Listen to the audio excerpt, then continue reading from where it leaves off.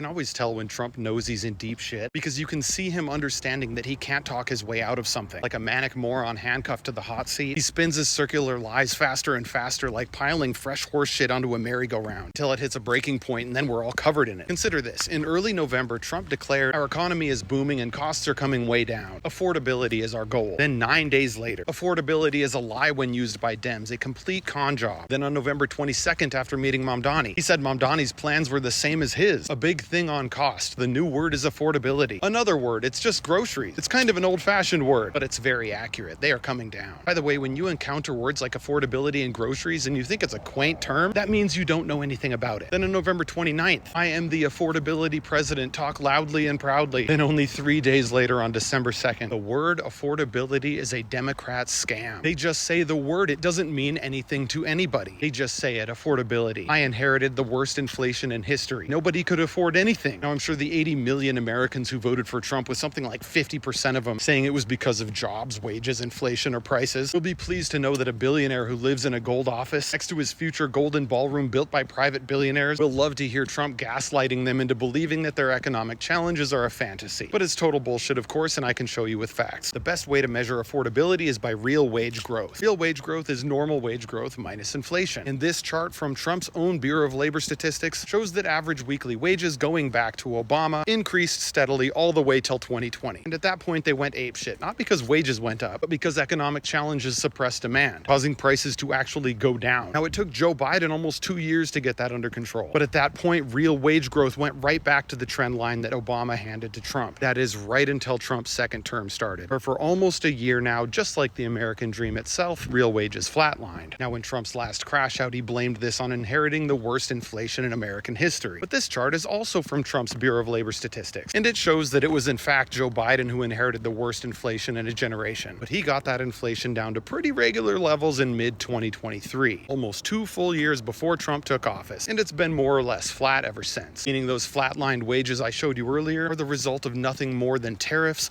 job losses, and overall terrible economic policies, owned entirely and exclusively by Donald Trump.